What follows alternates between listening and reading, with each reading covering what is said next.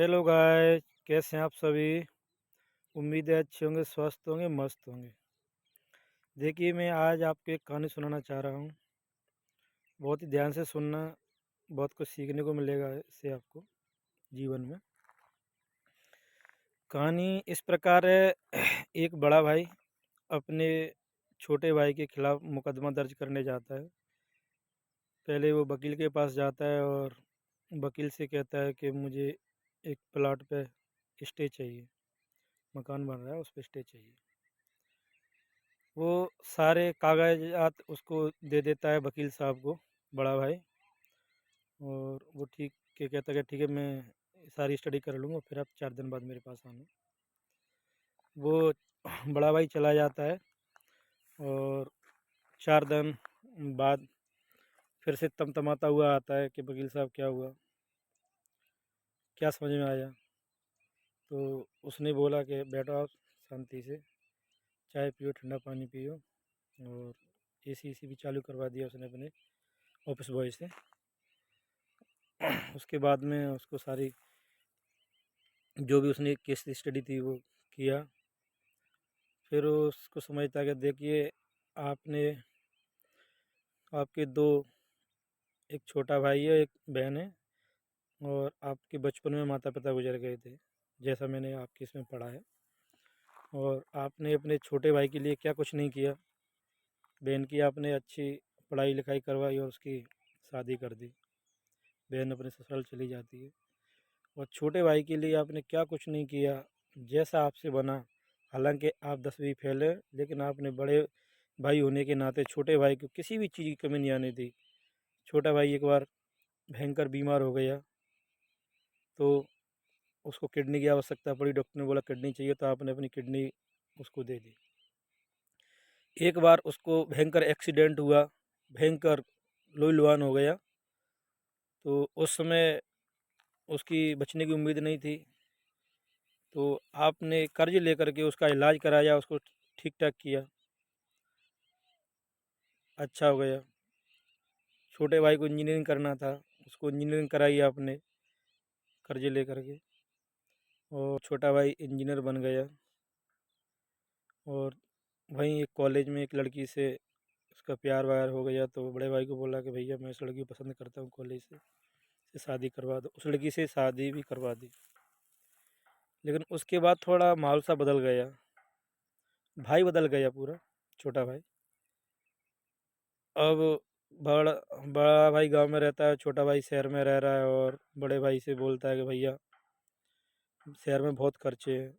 उसने घर पैसा भेजना बंद कर दिया, हालांकि बात करना ही बंद कर दिया उसने।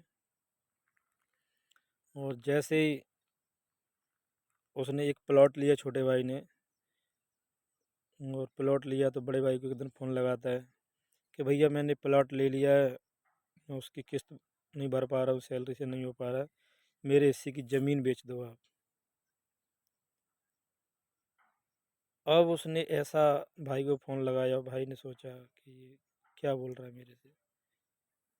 मेरे से, इसका हिस्सा हिस्सा वाला हो गया है, मेरे हिस्से की ज़मीन बेच दो ताकि मैं अपने प्लॉट की किस्त भर सकूँ। अब गाज क्या होता है, इसी बात की उससे नाराज़गी थी। इसी बात को लेकर के वो वकील साहब के पास गए, बड़ा भाई, कि मुझे प्लॉट पे स्टे चाहिए, मकान बन रहा है उस पे। वकील साहब ने उसको समझाया अच्छे से, उसको समझाया। "हम्म, आपने कर्ज लेकर के उसको पढ़ाया, बीमार हो गया, इलाज कराया, अपनी किडनी भी दे दी। जो आपने उसके लिए अच्छा किया, अब वो वापस तो आ नहीं सकता है। मेरी बात मानो, आप घर जाइए और अपने बच्चों पर ध्यान दीजिए, अपने बच्चों को पढ़ाइए लिखाइए।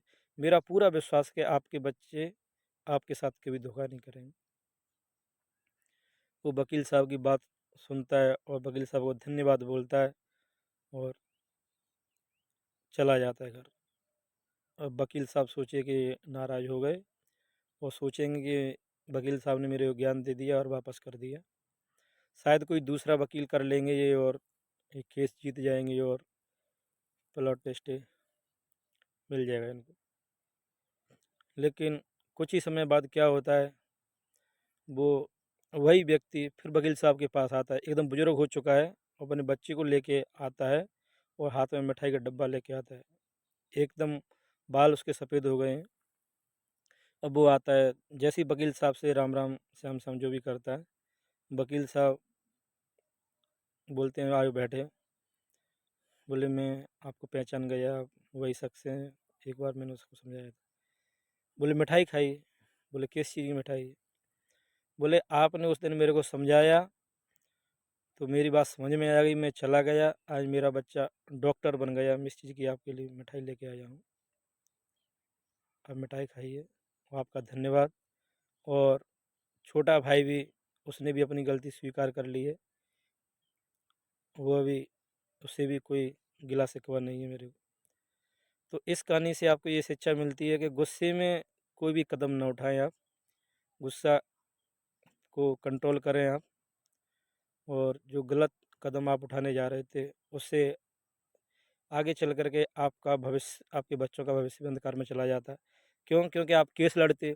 छोटा भाई तो बहुत पैसे कमा भी रहा था, वो ऐसे तैसे मतलब इंजीनियर था, तो उसके पास उल्टी सीधी कमाई इतना हो ही जाती है, वो केस लड़ लेता। लेकिन आप केस हार जाते, आप सब कुछ दांव पे लगा देते, आपके बच्चों का भविष्य भी खराब हो जाता है। ना आपको आपका भाई वापस मिलता, और ना ही आपके बच्चों का भविष्य तय हो पाता। तो गुस्से में कोई भी कदम ना उठाएं गाइस। Thank you.